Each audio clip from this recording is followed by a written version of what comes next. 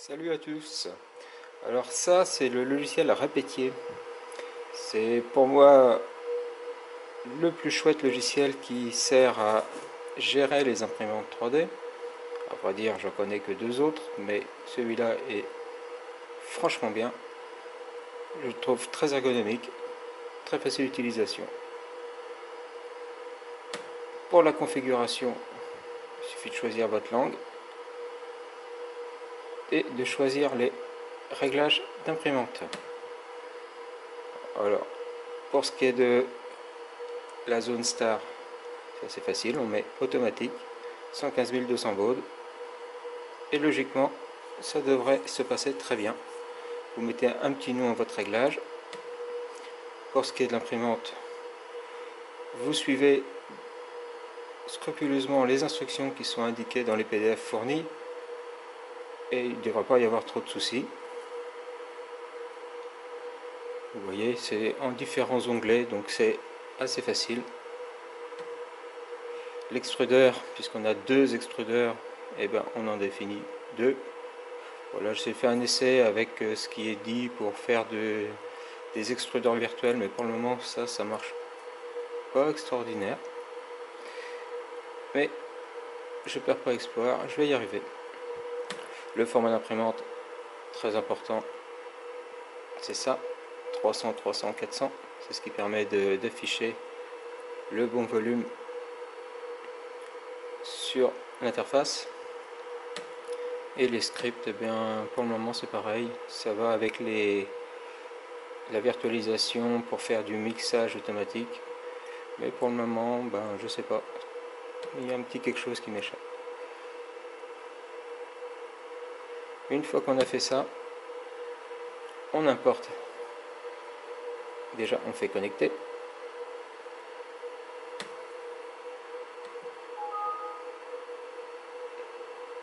Donc, voilà. Donc là, je suis déconnecté. Donc on voit qu'il n'y a rien de visible pour l'imprimante. Je fais connecter. Et il y a l'imprimante qui reboot justement en fonction de cette connexion. Vous voyez. Et ensuite, puisque je suis connecté, et ben j'ai le contrôle total de l'imprimante. Je vais dans contrôle manuel, ici, sur l'interface, et on voit que je peux mettre en chauffe l'extrudeur à la consigne, en l'occurrence qui est 202 maintenant, et je peux activer le plateau, je peux activer le ventilateur d'extrusion vient de s'allumer, pour le moment il n'y en a pas besoin. Je peux choisir la vitesse, 100%, 200%, 50%, bien sûr, plus on va vite, et plus la précision est difficile à atteindre. C'est comme quand on essaie d'écrire trop vite. Et puis, je ne vais pas pouvoir vous montrer en même temps les deux. Mais si j'agis sur ces déplacements, tous les déplacements, et ben je pourrais agir sur l'imprimante. Par exemple, je vais déplacer le chariot de 50 mm dans l'axe X et voilà, j'ai le chariot qui bouge. Je vais déplacer le plateau de 50 mm et j'ai le plateau qui dépasse 50 mm. Et de la même façon, pour tester les extrudeurs, je peux aller en arrière, aller en avant, et c'est ici que je choisis quel extrudeur, extrudeur 1, extrudeur 2. Et comme je vous dis, les autres, les mix pour le moment, c'est pas encore au point. Principal intérêt de ce logiciel étant de trancher les objets, on va choisir un objet. Et donc j'ai choisi Benchy. Et j'ai choisi un Benchy un peu plus compliqué. Voilà. Puisqu'on voit que il est bizarre. C'est un Benchy en deux parties. Je vais charger l'autre partie. Voilà l'autre partie. On voit que théoriquement, les deux benchy ensemble devraient faire un benchy bicolore. Alors pour faire ce que je fais, rotation, et ben c'est juste avec un cliquet déplacé de la souris. Et on peut faire un dézoomé avec la molette ou avec le pavé tactile. Je choisis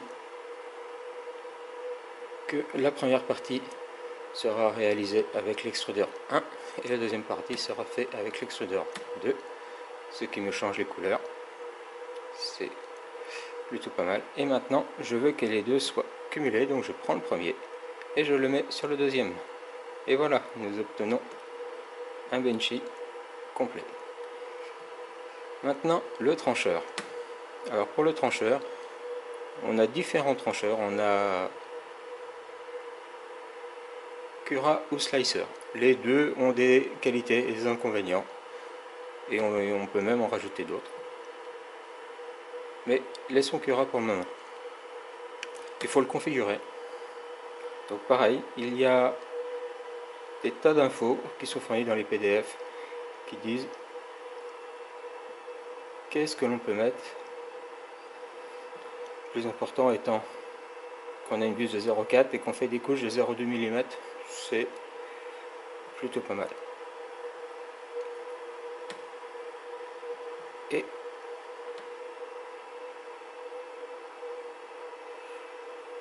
il y a des tas d'autres choses à régler. Vous suivez les instructions. Alors généralement, en épaisseur de paroi, on met 2 à 3 fois le diamètre de la buse. Donc pour les parois, pour que ce soit bien dur, j'ai mis 3 fois 0,4, c'est-à-dire 1,2. Et pour les hauts et bas, j'ai mis 2 couches, c'est-à-dire 0,8. Enfin, ça fait même plus, puisque c'est des couches de 0,2. Mais si je veux mettre un petit peu moins, il suffit de mettre, et voilà, il n'y a pas de problème. Il vous embêtera peut-être si c'est pas des multiples de l'épaisseur de la buse. Pour ce qui est de l'extrusion, vu qu'on est en double buse, il y a ce paramètre là qu'il faut absolument gérer. Et je m'aperçois que 25 mm3 pour la surface de purge est insuffisante. Donc je vais la mettre à 35 et puis je vais voir ce que ça va donner. Je sauvegarde. Je ferme. Il y a la même chose à faire avec le filament. Bon, le filament, c'est du 1,75. Si vous avez un problème de débit, ce qui ne semble pas être le cas ici, vous pouvez rajouter quelques pourcents, enlever quelques pourcents pour adapter si vous pensez que votre pièce est trop creuse ou trop chargée. La température, c'est 190 à 200 degrés, souvent pour le PLA. Le plateau à 50 degrés, c'est très bien. Et le ventilateur, si vous trouvez que ça fait trop de problèmes de surplomb, c'est-à-dire des parties qui s'effondrent, eh bien vous rajoutez de la ventilation pour refroidir plus vite. Voilà. Donc je fais juste trancher. Suivant votre ordinateur, ça va mettre plus ou moins de temps.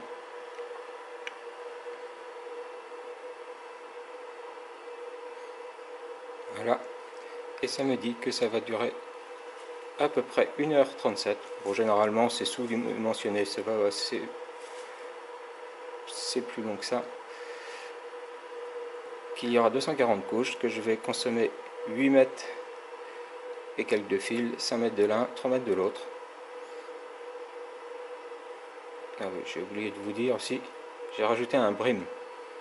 Un brim, donc c'est un contour qui permet de favoriser l'accroche. Là, vu que la pièce est toute petite, je peux l'enlever. Donc ici, je mets aucun. Et puis, j'ai également choisi un taux de remplissage de 9%. C'est peut-être un peu faible. Je vais mettre 11%. Et je recommence. Vous voyez, c'est très simple, on visualise très rapidement ce que ça va donner.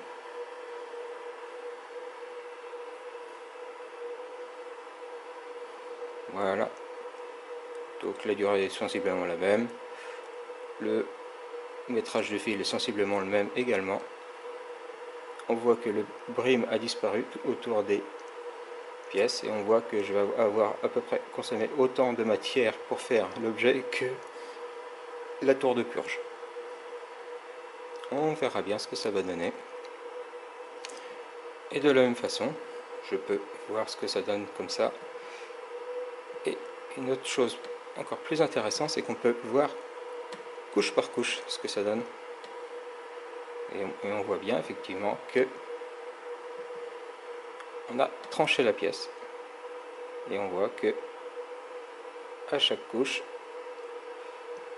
la tour est de différentes couleurs suivant si on attaquait la couleur 1 ou la couleur 2. Bon ben voilà, il ne reste plus qu'à lancer l'impression. Et pour lancer l'impression, il suffit de faire démarrer le travail, puisque j'avais déjà... Me revoilà après des tas de tests d'essais bicolores qui se sont parfois pas très bien passés. Il faut vraiment maîtriser ce truc-là. Parce que, comme on peut le voir, lorsque je fais un benchy en monocouleur, et ben ça se passe quand même plutôt bien. La qualité de fabrication est là, il n'y a pas de problème de défaut de surplomb, il n'y a pas trop de problème de fil qui coule, les formes sont bien réparties, la qualité générale est plutôt bonne. Par contre, lorsque j'essaie d'imprimer en bicolore, eh bien il y a beaucoup plus de problèmes sur le retrait. J'ai essayé de changer les paramètres. Voilà, donc la qualité en soi est quand même plutôt pas mal, mais les couleurs ne sont pas bien séparées, et pourtant j'ai fait comme dit une tour. J'ai changé ce volume à 15, 25 et maintenant 50 mm3, mais peu de différence.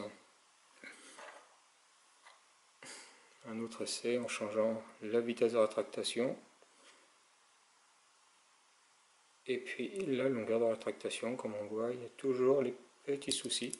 Bon, ça s'arrange, hein, il suffit de couper les soucis, mais c'est vraiment le fait de faire de la double extrusion qu'on a les problèmes de retrait. Encore une fois, celui-là n'a pas été nettoyé et il n'y a pas le souci. J'ai même fait un essai qui est assez amusant. J'ai juste fait un mix de deux couleurs, mais juste mixé. Il n'y a pas de dégradé. Et si on le regarde de devant, il est vert. Si on regarde à l'arrière, il est parfaitement noir. Comme quoi le mix dans la buse ne se fait pas complètement mélangé. Il y a une des bobines qui est extruée plutôt du côté de la première bobine et l'autre de l'autre côté. Ça fait un dégradé qui est plutôt amusant aussi. Et là je viens de faire un autre essai. On voit que là il y a du mieux parce qu'il y a beaucoup moins de dépassement. Comme quoi j'ai l'impression que même la marque de PLA change le résultat. C'est un petit peu plus soutenu la différence de couleur, je ne sais pas si vous voyez bien. Et j'ai fait un dernier essai avec un autre paramètre qui s'appelle zone de purge. Alors déjà, comme on peut le voir, j'ai augmenté ici le volume de la tour. Ça c'était avant et ça c'est avant maintenant. Donc beaucoup plus de purge. Ça veut dire qu'on perd aussi beaucoup plus de filaments. Et là, il y a un paramètre dans le trancheur où on rajoute une zone de purge supplémentaire et ça recrée une coque autour de l'objet.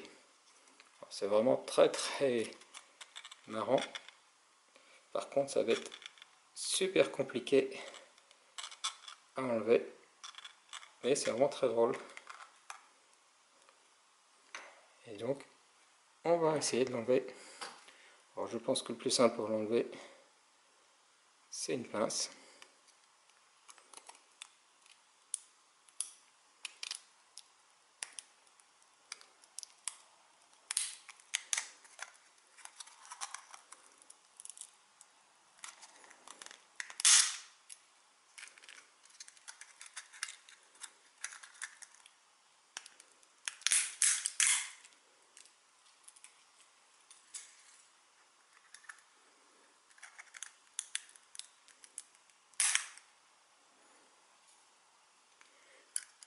Et on voit que le résultat a l'air d'être bien meilleur. En plus que ça fait comme un Kinder Surprise.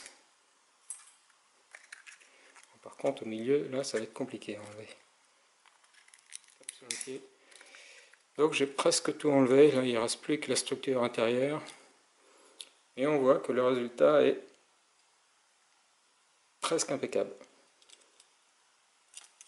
Le dégradé entre les deux couleurs est parfait. Très peu d'éléments parasites de l'autre couleur.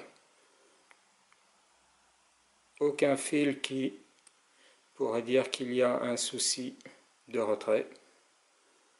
Donc voilà, cette façon de faire fait un peu plus de consommation de fil, mais on voit qu'on obtient un résultat vraiment extraordinaire. Très chouette. Je rajouterai sur mon article le poids de l'objet vs le poids des consommables, et je pense qu'on a bien plus de consommables, donc la tour et les épluchures que j'ai enlevées. Je vous redis ça. Allez, sur ce, ciao et bonne impression.